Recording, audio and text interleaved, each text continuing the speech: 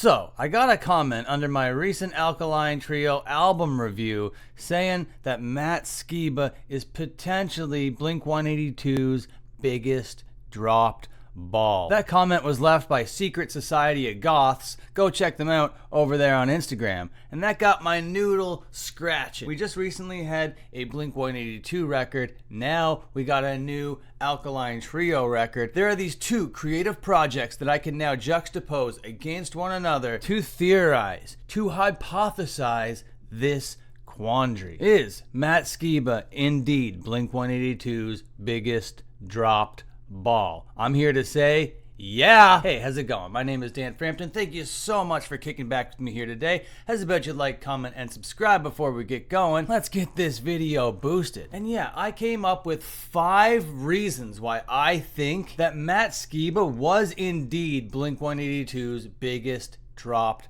ball. Yeah, it was great that Tom DeLonge came back to the band. Very heartwarming to see those 3 members together again. But that sort of feeling, that sort of warm nostalgia still would have existed had they let Matt Skiba stay in the band. And I think this whole new Blink-182 would have been something very special. I think the biggest and most obvious reason why this is a dropped ball is the songwriting and creativity that Matt Skiba brings to the band. Now, admittedly, the albums Matt Skiba put out with Blink-182 aren't the strongest affairs. But when Matt Skiba's ready to put his best forward, when he's ready to collaborate, he can do those things very well. And communication is known to break down within Blink-182. And I think having Matt Skiba would actually be the kind of glue to kind of get these guys to communicate all together. Had Matt Skiba stayed around in the band,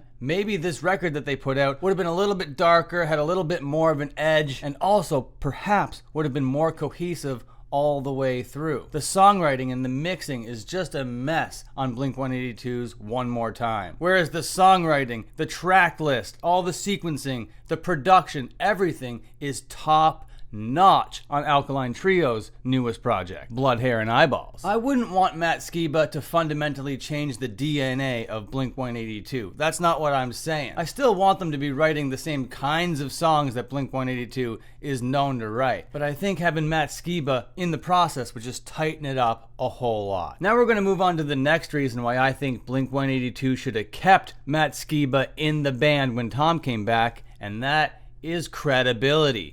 Sure, Blink-182 is one of the biggest rock bands of all time. And you gotta understand the difference between the sizes of both these bands involved. Blink-182, right up there with like the Nirvanas of the world, of how big of a band these guys are. Whereas Alkaline Trio are just like a big underground band. Sure, they're playing late night shows and that kind of stuff, but that is basically just because of association with Matt Skiba and Blink-182. And having that Matt Skiba energy along with these 3 big rock stars might actually level it out and bring it down to earth a little bit, because when Travis Barker goes to like punk fests or hardcore fests, nobody really wants to schmooze with him. Everybody thinks that he's kind of a jerk. But if he had that Matt Skiba energy, maybe they might be a little bit more approachable within the actual punk rock community. Now, the next reason I'm going to mention here is one of the reasons that I would have just loved to see this new formation of the band. And that's just like the fresh, new, exciting look and sound that we would get. The Alkaline Trio and Blink-182 are famously trios. They've always been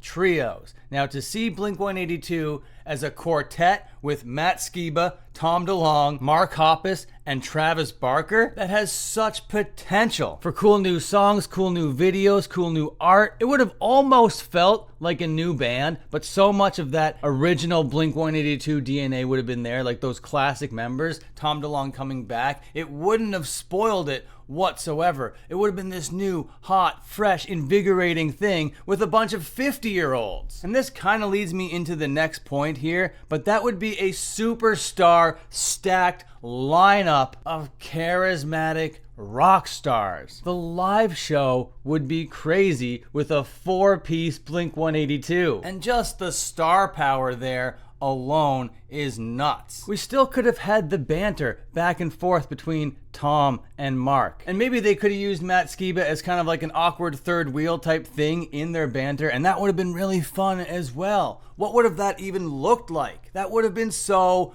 cool. And I think that intrigue of what this cool new band would have been, on top of the hype of Tom coming back to the band, would have actually blown people's minds, I think. And to think of the record that would have come out because of it, I almost feel robbed. Now, the biggest reason why I think Blink-182 letting Matt Skiba go as the drop ball is easy. It's the story, the legacy. It kind of mucks it up a little bit. Now, I don't want to go through the whole lineage of Blink-182, but just like bullet points. They start in California as a 3-piece in a garage. They get rid of the drummer after they start getting a little bit popular and that drummer starts to get a little bit problematic. They bring in a really talented drummer named Travis Barker. Now they have their superstar lineup. They put out Enema of the State, off and running. They put out a handful of records in that lineup. Communication breaks down, it gets a little bit dramatic, Tom leaves. Travis gets in a plane crash. Years go by, they want to be Blink-182 again. They bring in Matt Skiba to fill that role. And I remember when that role was filled, it was crazy. It was a huge opportunity for Matt Skiba. Absolutely massive.